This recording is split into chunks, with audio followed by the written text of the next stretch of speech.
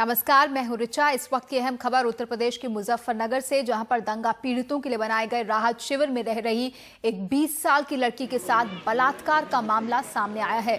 यह घटना मुजफ्फरनगर जिले के फुगना इलाके के जोगिया खेड़ी गांव की है। पीड़ित लड़की ने बताया कि दो युवक उसे कैंप से बाहर खींच कर ले गए और उसके साथ बलात्कार किया। इसके बाद आरोपियों ने पीड़ित लड़की को धमकी भी दी। बाद में पीड़ित के पिता की शिकायत पर पुलिस ने मामला दर्ज किया। लड़की की मेडिकल रिपोर्ट में भी बलात्कार की पुष्टि हो गई है। पुलिस ने बलात्कार के दोनों आरोपियों को गिरफ्तार कर लिया है।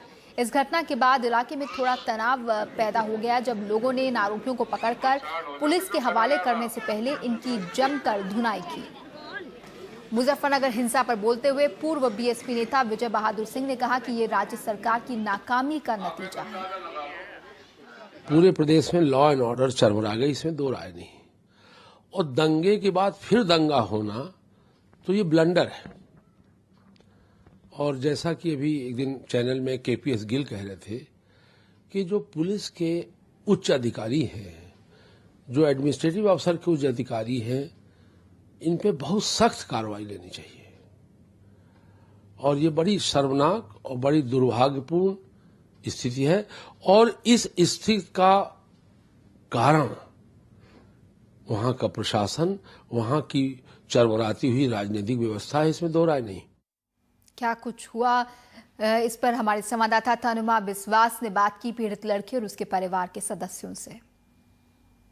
अच्छा, फिर से एक बार बताओ, क्या हुआ था, कहाँ जा रहे थे? गोबर पात रही थी। मैं पीछे को आया, उन्होंने मुंह बोझ के ईख में ले गए। उन्होंने मेरे साथ जबरदस्ती की।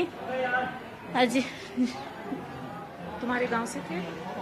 जी हाँ, और गांव से थे, पर ये भी नहीं थे। पहले कभी तुमको मतलब आपको पहले कभी उन्होंने छेड़ा है या नहीं? पहली बार ऐसा हुआ? हाँ, मतलब पहली बार हुआ ऐसा। हाँ, ये जो दो लड़के थे जो आसपास के गांव से थे, इन्होंने पहले कभी आसपास आपने नहीं देखा कि आपकी लड़की को नहीं, अगर आपके गांव में भी छेड़ रहे थे या नहीं? ऐसा हमने पहले कभी नहीं देखा। हम तो बिल्कुल इज्जत के साथ में सही उसमें रह रहे थे। आप क्या सोचते हैं एक पिता होने के नाते कि महिलाओं के लिए और भी सुरक्षा होना चाहिए सरकार की? हाँ जी, और सुरक्षा होना चाहिए। महिलाओं के लिए खासकर सुरक्षा होनी चाहिए जी, ज्यादा से ज्यादा। हाँ जी। अच्छा जी।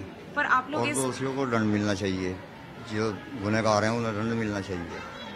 तो कड़ी कार्रवाई की मांग कर रहा है पीड़ित परिवार। उस बातचीत के लिए हम चल सकते हैं मुजफ्फरनगर में मौजूद अपनी संवाददाता तौनिमा बिस्वास के पास।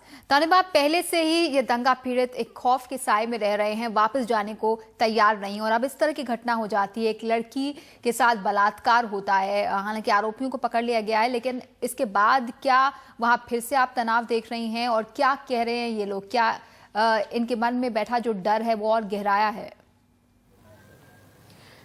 ठीक, सही है रिचा। जैसे आप कह रहे थे कि दो ऐसे हादसे हम लोगों ने देखे पिछले एक हफ्ते के अंदर। एक तो मोहम्मद रायपुर सिंह में पिछले हफ्ते हुआ था, जहां पे 3 मुसलमान मारे गए। एक जो कम्युनल क्लैश के तरह हुआ था वहां पे, तो वहां पे 8 लोगों की अरेस्टिंग हुई और 3 लोग मारे गए। और अभी एक और ऐसा हादसा आ रहा है सामने, जहां पे एक राहत शिविर के पास, यहाँ पे जोगाखेड़ी गांव में मुजफ्फरनगर में एक राहत शिविर में एक लड़की ने एक रेप का मामला दर्ज किया है। बट ये हमें पॉइंट आउट करना चाहिए ऑडियंस को कि ये राहत शिविर जहाँ पे जिस गांव में है उसके अंदर नहीं हुआ।